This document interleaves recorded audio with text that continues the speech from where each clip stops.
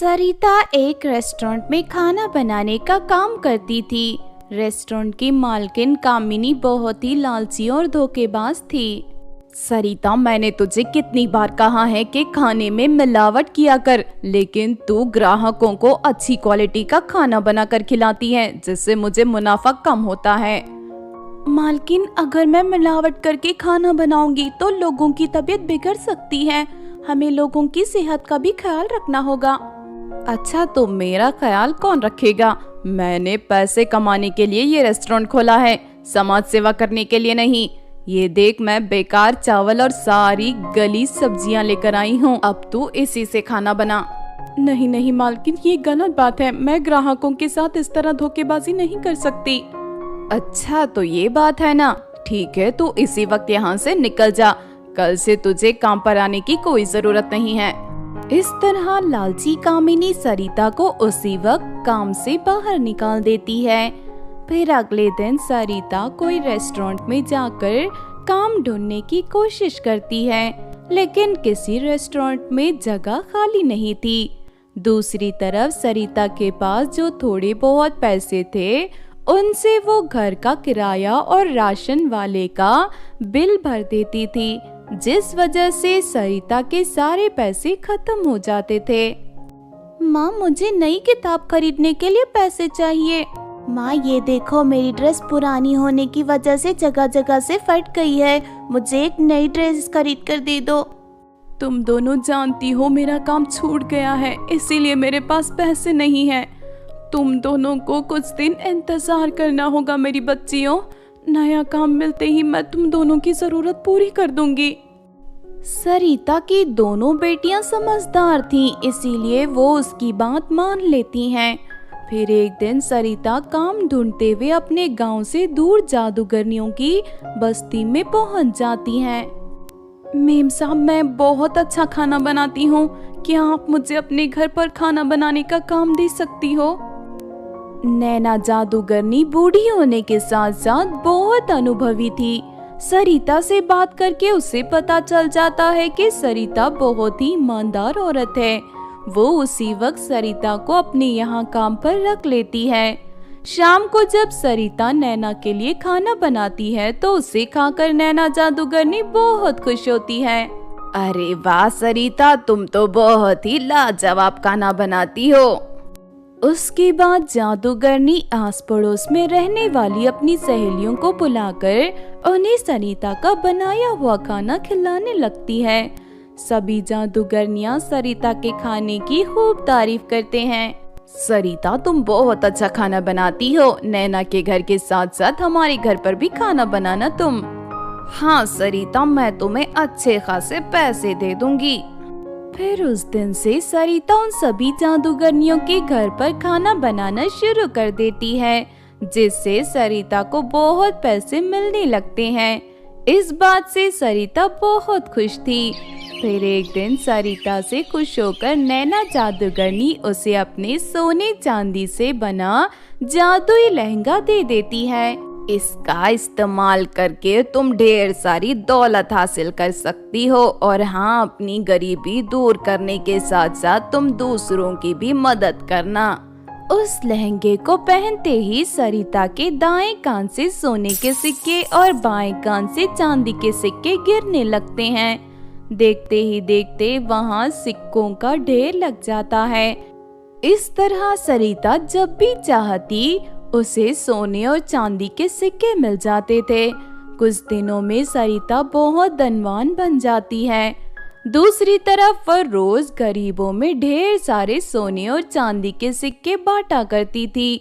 फिर एक दिन सरिता की दोनों बेटियां कामिनी की दुकान के सामने से गुजर रही थी।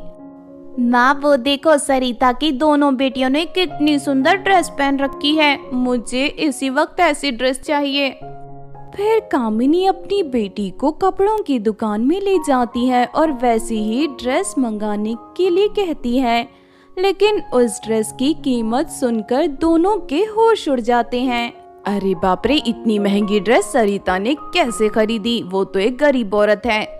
उसके बाद दोनों माँ बेटी सरिता के घर पहुँच जाती हैं, लेकिन सरिता का नया आलीशान घर देखकर दोनों की आंखें फटी की फटी रह जाती हैं। सरिता, तुम अचानक इतनी अमीर कैसे बन गई?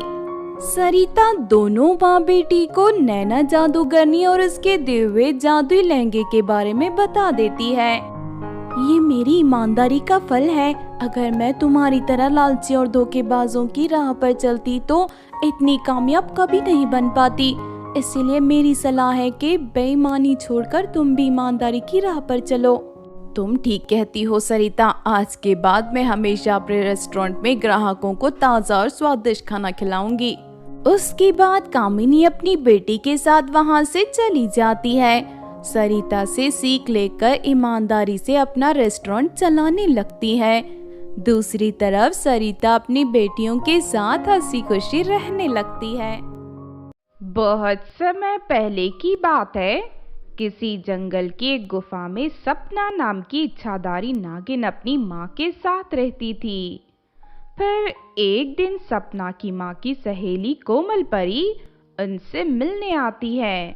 सपना बेटी, अब तो तुम काफी बड़ी हो गई हो। अब तक तुम्हें तुम्हारी माँ पढ़ा रही थी, लेकिन मैं चाहती हूँ कि आगे की पढ़ाई के लिए तुम हमारे परिदेश की कॉलेज में एडमिशन ले लो।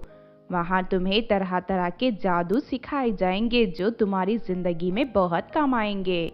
लेकिन कोमल, मेरी बेटी इच्छाधारी नागिन है। इसे परिदेश की दूसरी परियां पसंद नहीं करेंगी। तुम इसकी चिंता मत करो, मेरे पास एक बढ़िया उपाय है। इतना कहकर कोमल परी अपने पर्स से जादुई पानी की शीशी निकालकर सपना नागिन को दे देती है। ये जादुई पानी पीने के बाद तुम खूबसूरत लड़की के रूप में बदल जाओगी। फिर तुम आसानी से परिदेश की कॉलेज में पढ़ सकती हो। कोई तुम्हें नहीं पहचानेगा। लेकिन एक बात का ध्यान रखना, शाम के 6 बजे से पहले तुम्हें वापस अपनी गुफा में आना होगा, क्योंकि 6 बजते ही तुम अपने असली रूप में आ जाओगी। ठीक है कोमल आंटी, मैं इस बात का ध्यान रखूंगी। फिर अगले दिन कोमल परी सपना नागिन को ले जाकर वहाँ एक बड़ी कॉलेज में उसका एडमिशन करवा देती है। इस तरह नागिन अपनी कॉलेज की पढ़ाई शुरू कर देती है। लेकिन एक शाम सपना नागिन कॉलेज खत्म होने के बाद अपनी स्कूटर पर बैठकर जंगल की ओर जा रही थी कि तभी अचानक रास्ते में उसका संतुलन बिगड़ जाता है और सपना नागिन स्कूटर के साथ एक कीचड़ से बड़े गड्ढे में गिर जाती है। काफी देर मुशक्कत करने के बाद सपना अपने स्कूटर को उस गड्ढे से बाहर निकाल पाती है। लेकिन तभी 6 बज जाते हैं और सपना नागिन अपने असली रूप में आ जाती है। अरे ये क्या हो गया, 6 बज गए, मैं अपने असली नागिन रूप में आ गई। मुझे जल्दी से अपनी गुफा में पहुंचना होगा। लेकिन तभी सुमन नाम की एक लड़की सपना को उसके असली रूप में देख लेती है। सुमन एक लालची और धोखेबाज लड़की थी। अरे ये तो कमाल हो गया, ये एक इच्छाधारी नागिन है। मैंने सुना है कि इच्छाधारी नागिनों के पास ढेर सारा खजाना होता है। अगर किसी तरह मैं इस नागिन के जरिए वो खजाना हासिल कर लूं तो मैं बहुत अमीर बन सकती हूँ और अपने आने वाली पूरी जिंदगी मजे से बिता सकती हूँ। उसके बाद सुमन सपना नागिन का पीछा करते हुए उसकी गुफा तक पहुँच जाती है। तभी वहाँ उसे सपना नागिन की माँ भी दिखाई देती है। यहाँ तो 2 इच्छाधारी नागिन है। इनका खजाना हासिल करने के लिए मुझे किसी बड़े जादूगर की मदद लेनी होगी। उसके बाद सुमन एक जादूगर के पास पहुंच जाती है। मैंने 2 इच्छाधारी नागिनों का पता लगाया है और मैं उनका खजाना हासिल करना चाहती हूँ, इसीलिए मैं तुम्हारे पास आई हूँ। अच्छा तो ये बात है, तुमने मुझे बहुत काम की बात बताई है। उन दोनों इच्छाधारी नागिनों के जरिए मैं बहुत शक्तिशाली जादूगर बन सकता हूँ। तुम उन दोनों नागिनों के साथ चाहे जो करो, मैं तो सिर्फ खजाने से मतलब रखती हूँ। और ठीक है, तुम इसी वक्त मुझे उन दोनों नागिनों के पास ले चलो। उसके बाद सुमन जादूगर को लेकर सपना की गुफा में पहुंच जाती है। दोनों माँ बेटी को देखते ही जादूगर अपनी शक्ति से उन्हें रस्सियों से बंद कर देता है और जमीन पर आग प्रकट करके दोनों को उसके ऊपर लटका देता है। अचानक हुई इस घटना से दोनों माँ बेटी घबरा जाते हैं। माँ, ये सब क्या हो रहा है? मुझे बहुत डर लग रहा है माँ। चिंता मत कर बेटी, मैं अभी अपनी शक्ति से इन दोनों को सबक सिखाती हूँ। लेकिन बहुत कोशिश करने के बाद भी नागिन माँ की शक्तियाँ प्रकट नहीं हो पाती। और तू चाहे जितनी भी कोशिश कर ले, तू अपनी शक्तियां प्रकट नहीं कर पाएगी, क्योंकि मैंने अपने जादू से तेरी शक्तियों को बांध दिया है। अब मैं तुम दोनों को हमेशा के लिए अपना गुलाम बना लूंगा। तभी सुमन को गुफा के अंदर खजाने से भरे ढेर सारे बक्से दिखाई देते हैं। उन्हें देख सुमन खुश हो जाती है। सुनो जादूगर, मुझे ढेर सारा खजाना मिल गया है, अब तुम दोनों को यहाँ से लेकर जाओ। फिर जादूगर दोनों माँ बेटी को पकड़कर अपने साथ ले जाने लगता है, लेकिन तभी वहाँ कोमल परी आ जाती है। ठहर जा दुष्ट जादूगर, इन दोनों की रक्षा करने के लिए मैं आ गई हूँ। अरे अचानक ये परी कहाँ से आ गई? जादूगर, तुम जल्दी से इस परी को भी रस्सियों से बांध दो। और नहीं नहीं, मेरी जादुई शक्तियां परियों के सामने नहीं काम करती है। मैं इस परी का कुछ नहीं बिगाड़ सकता। उसके बाद कोमल परी जादूगर और सुमन को चूहे में बदल देती है।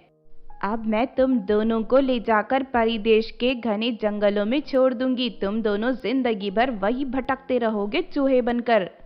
इतना कहकर कोमल परी दोनों चूहों को अपने पर्स में डाल लेती है। उसके बाद कोमल परी सपना नागिन और उसकी माँ को आजाद कर देती है। तुम्हारा बहुत बहुत शुक्रिया मेरी प्यारी दोस्त। अगर आप तुम ना आती तो मेरी और मेरी बेटी की जान नहीं बच पाती। कोई बात नहीं, दोस्त ही तो मुसीबत में काम आते हैं। ये तो मेरा फर्ज था। इस तरह सब कुछ ठीक हो जाता है और बुराई पर अच्छाई की जीत हो जाती है। उस दिन के बाद से सपना नागिन की जिंदगी में कभी कोई परेशानी नहीं आती और वो अपनी माँ के साथ हंसी खुशी अपनी जिंदगी जीने लगती। बहुत समय पहले परी देश में एक बदसूरत रानी परी रहती थी। उस रानी परी का शरीर बहुत ही मोटा था। रानी परी अपने आप को खूबसूरत बनाने के लिए कई तरह के जादुओं का इस्तेमाल कर चुकी थी, लेकिन फिर भी उसकी बदसूरती खूबसूरती में नहीं बदल पाती। लेकिन सबके बावजूद रानी परी में बहुत ज्यादा घमंड था। वो जब भी किसी खूबसूरत को देखती थी तो जल भुनकर राख हो जाती थी। उस बेचारी परी को अपनी शक्तियों से बदसूरत बनाकर ही छोड़ती थी। इस तरह एक दिन रानी परी पृथ्वी की सैर कर रही थी कि तभी वो एक गांव में पहुंचती है, जहां एक घर में शादी चल रही थी। दुल्हन बहुत खूबसूरत थी। उसने बहुत ही सुंदर गहने पहन रखे थे। वो दुल्हन खुश होकर अपनी तस्वीरें खींच रही थी। उसकी खूबसूरती देख रानी परी को बहुत गुस्सा आता है। अरे, ये पृथ्वी की मामूली लड़की इतनी खूबसूरत कैसे हो गई? ऊपर से ये बहुत इतराकर फोटो खिंचवा रही है। मैं अभी जाकर इसकी शादी बिगाड़ती हूँ। उसके बाद रानी परी इस घर में पहुंच जाती है और दुल्हन के पिता से कहती है, मैं परी देश से आई हूँ। मैं वहाँ की रानी परी हूँ। इस वक्त मुझे बहुत भूख लगी है। मैं यहाँ खाना खाना चाहती हूँ। हाँ हाँ रानी जी, आप जितना चाहिए उतना खाना खा सकती हो, मुझे कोई एतराज नहीं। उसके बाद रानी परी खाना खाना शुरू कर देती है। देखते ही देखते वो जरूरत से ज्यादा खाना खाने लगती है। अभी मेरा पेट नहीं भरा, मेरे लिए पूरी और सब्जी लेकर आओ। रानी परी को इस तरह खाना खाते देख वहां मौजूद सभी लोगों को खाना खत्म होने की चिंता होने लगती है। अरे, ये रानी परी तो जानवरों की तरह खाना खा रही है। अगर ये थोड़ी देर में नहीं उठी तो शादी का सारा खाना खत्म हो जाएगा और सभी बारातियों को भूखे रहना पड़ेगा। हाँ पिंकी, तो ठीक कहती है। लगता है ये रानी परी कई जन्मों से भूखी है और सारा खाना खत्म करके ही मानेगी। तभी दुल्हन के पिता रानी परी से कहते हैं, देखिए रानी जी, मैंने आपका सम्मान करने के लिए आपको यहाँ खाना खाने दिया था, लेकिन आप तो जरूरत से ज्यादा खाना खा रही हो। मेहरबानी करके आप खाना खाना छोड़ दीजिए, वरना सारे बाराती भूखे रह जाएंगे और उनके सामने मेरी नाक कट जाएगी। नहीं नहीं, जब तक मेरा पेट नहीं भरता तब तक मैं यहाँ से नहीं उठने वाली। अगर तुम लोगों ने मुझे रोकने की कोशिश की तो मैं तुम्हें सबक सिखा दूंगी। रानी परी की जबरदस्ती देख वहाँ मौजूद सभी लोगों को बहुत गुस्सा आता है और वो लोग रानी परी को खाना देना बंद कर देते हैं। अच्छा तो ये बात है, मैं अभी तुम सबको मजा चखाती हूँ। इतना कहकर रानी परी अपनी जादुई छड़ी की शक्ति से शादी के मंडप को जला देती है और साथ ही दुल्हन को पूरी तरह काली बना देती है। अपने आप को बदसूरत देख दुल्हन दुखी होकर रोने लगती है। अरे रानी परी तो बहुत ही घमंडी और बुरी है, इसने मुझे बदसूरत बना दिया, अब मेरी शादी कैसे होगी। तू बहुत मटक मटक के फोटो खिंचवा रही थी ना, अब खिंचवा फोटो। इस तरह रानी परी दुल्हन की शादी बिगाड़कर वहां से चली जाती है। इस तरह कुछ दिन बीत जाते हैं। फिर एक दिन रानी परी दोबारा पृथ्वी की सैर पर जाती है। तभी वो देखती है कि शहर के एक बड़े हॉल में लड़कियों का ब्यूटी कॉन्टेस्ट चल रहा है। अरे वाह, यहाँ तो ब्यूटी कॉन्टेस्ट हो रहा है, अब मैं भी इस ब्यूटी कॉन्टेस्ट में हिस्सा लूंगी। उसके बाद रानी परी उस ब्यूटी कॉन्टेस्ट में हिस्सा लेने पहुंच जाती है। रानी परी की बदसूरती देख वहां का मैनेजर उसे प्रतियोगिता में हिस्सा नहीं लेने देता। और देखिए, कंपटीशन लड़कियों के लिए है, आपकी उम्र बहुत ज्यादा है, ऊपर से आपका शरीर बिल्कुल फिट नहीं है, इसीलिए आप इस प्रतियोगिता में हिस्सा नहीं ले सकती। मैनेजर के मुंह से अपनी बदसूरती की बातें सुनकर रानी परी का खून खौल उठता है। तेरी हिम्मत कैसे हुई मुझे बदसूरत कहने की, मैं परी देश की रानी परी हूँ। अब मैं भी देखती हूँ तुम लोग यहाँ ब्यूटी कॉन्टेस्ट कैसे करते हो। रानी परी की घमंड भरी बातें सुनकर वहां मौजूद दूसरी लड़कियां नाराज होकर उसे भला बुरा कहने लगती हैं। देखो रानी परी, तुम सच में बहुत ज्यादा बदसूरत हो, लेकिन उसके साथ साथ कई ज्यादा घमंडी भी हो। तुम चुपचाप यहाँ से चली जाओ वरना ठीक नहीं होगा। तभी वहां मौजूद दूसरी लड़कियां भी इस बात से सहमति जताकर रानी परी को वहां से जाने के लिए कहने लगती हैं। इस तरह अपनी बेइज्जती होते देख रानी परी को बहुत गुस्सा आता है और वो सभी लड़कियों को रस्सियों से बांधकर अपने साथ परी देश ले जाती है।